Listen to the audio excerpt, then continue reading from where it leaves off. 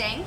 But I am here at the Blue Anchor in Delray Beach, downtown Delray Beach. I'm here with Peggy and her daughter Lainey. Hi, welcome. If you've never been to the Blue Anchor, it is family owned. You guys took over? It was March 28th, 3 years ago. 3 years ago. So it's family owned. Peggy and Mark are the best people in Delray. You need to come down and have a drink with them, have one of their. They have a really interesting beer tap setup that we're going to talk about in a little bit. But first, I'm going to let Peggy introduce the Blue Anchor and tell you guys a little bit more about this incredibly historic spot in downtown Delray Beach. Well, thank you, and thank you, Shayna. So, the pub itself was constructed in London on Chancery Lane in 1864. So, the building itself was a functioning pub for 90 years. The entire facade, which we could probably show you later. Come on in and you'll see it live. Yourself. Our bell, our 4 cask conditions, which you're going to see in a moment. All of the brass on our bar, the bar itself, not the top. And the inside bar, along with our ship's tapestry, are all from the original pub. In addition to that, we have a picture of the Queen Mom pouring a pint that's been colored enhanced back in the original pub. That's really And cool. I'll tell you more while we're waiting for the Guinness. Should we get started? We should. All right, great. So I went to Ireland. Fun fact about me: I went to Ireland right before I moved to Florida, so about 10 years ago, and I went to the Guinness factory. St. James. And I don't drink beer anymore, but I did have a Guinness at the top of that 7-story place looking all over Dublin, and it was the coolest view and the coolest experience. But I didn't know that there is like an art to the way that you pour a Guinness. And then there's a whole story behind it. It's really interesting. So I'm excited to hear more about it. And he's going to show us. Thank you kindly. So here at the Blue Anchor, we always serve 20-ounce imperial pints because we're a British pub. Most places you'll go, you'll get a 12 or 16. They're always 20 at the Anchor. In saying that, we do have a double Guinness dual tap system. All of our bartenders are certified Guinness pourers. Key factors in the perfect Guinness is the proper glass, the pour, which I'm about to teach you, the temperature, and the freshness of the keg. I did learn when my bartenders were being certified by our St. James Gate instructor that in fact kegs do go bad after 7 days if they're not consumed. But without further ado, here is the perfect Guinness glass. And yes, we have markers on it. If you look at it closely, you're going to see a harp on the back and a harp in the front. It is critical when you start to first have the glass at a 45-degree angle and then just pull on your tap. We are going to level it off as the beer reaches the height of the harp. This is really cool. As such. Now, it changed. I just Googled this morning because I was always saying 1 minute and 30 seconds, but I did go to the St. James Gate Dublin website this morning. They now say 119.5 seconds before I am able to proceed with my pour. And this is because it's like It's the art of the pour. And as if you could see it close up, like the beer itself is like settling down into it. The foam, it's just. So right now it's foamy. It's like a khaki brown in color. Your goal is to have it look just like an espresso coffee at the end, okay? And truthfully, if I put down a Guinness too soon when I'm busy, and some of my patrons will go, "What are you doing, Peg? It's not ready." I think she's witnessed that. I have. So back to that, the kegs being fresh, I was informed that if you don't consume them within 7 days, they do start to go bad.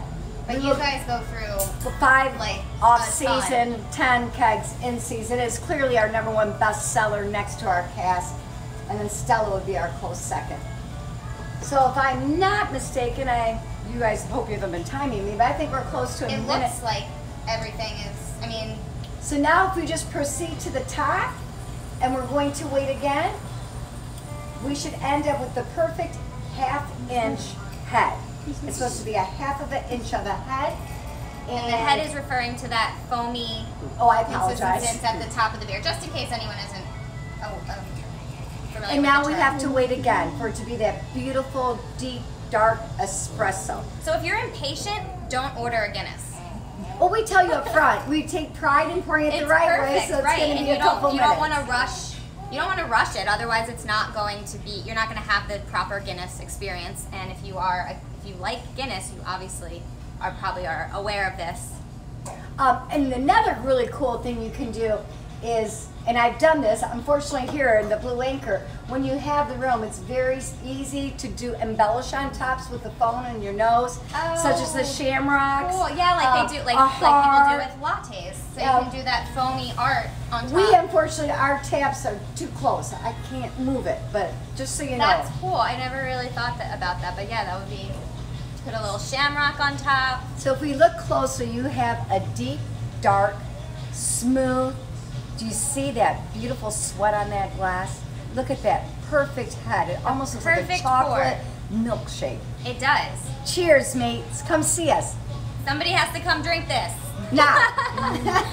So that's just one aspect of the Blue Anchor that is a very cool, you know, the Guinness and all of that, that's pretty cool. But there is a really unique part of the Blue Anchor, and we are going to show that to you right now. Pardon us just rearranging the tripod for a minute. Oh, good. I think you can see us. Can we see? Yeah. Hi, friends. All right, so now we are just moved a little bit over at the bar, and Peggy will tell you guys more about this.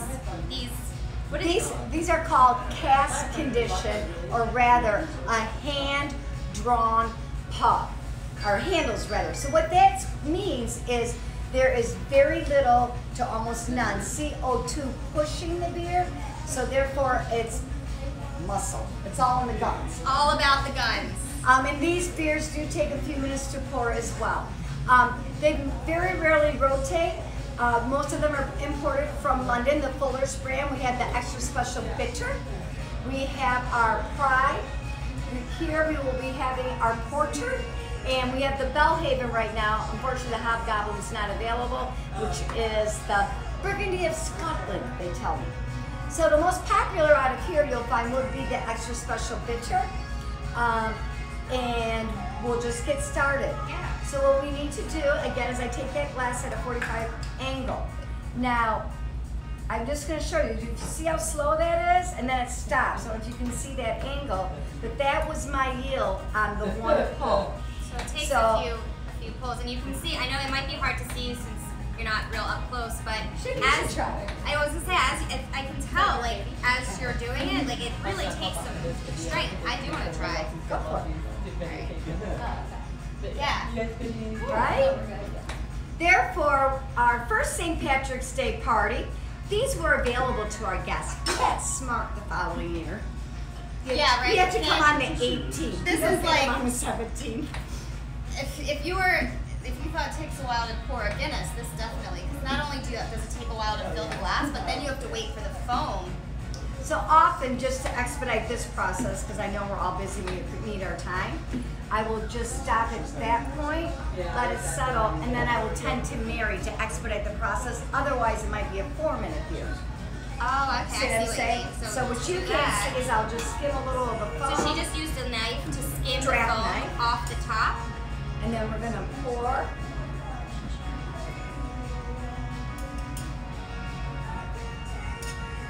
And I'm probably gonna skim that. Again, you want that 1/2-inch head. And you do, the foam is critical when I say head. It's the foam of the beer. It really accentuates the whole experience, the flavor, the dynamic, and the character of the beer. Really interesting.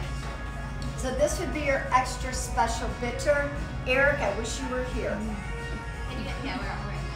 That's so cool. Like, so who knew? Like, it's, you know, sometimes you just think you're just pour beer and it's here you go, but there is really an art to pouring the right, I don't know, just the whole idea behind it. It's so different. It's definitely not something that I am used to or know anything about, but I feel like I really learned a lot today. Oh, well, thank you.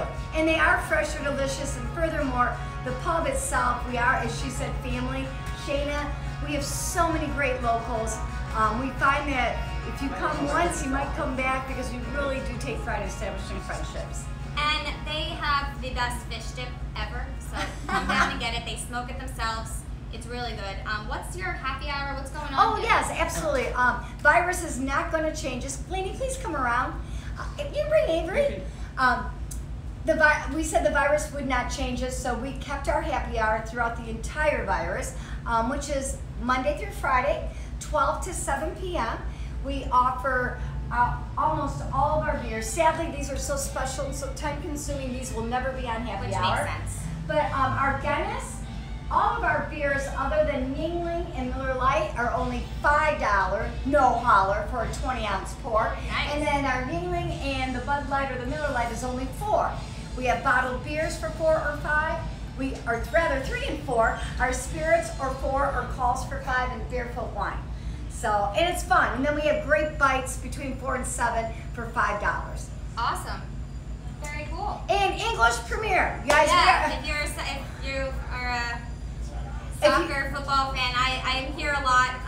If you know, I come here quite often with my boyfriend and his friends. They love to watch the English Premier, the games here, and it's really a fun time and a great family to support. Oh, so thank you. I love and in it. saying that, every goal a free shot.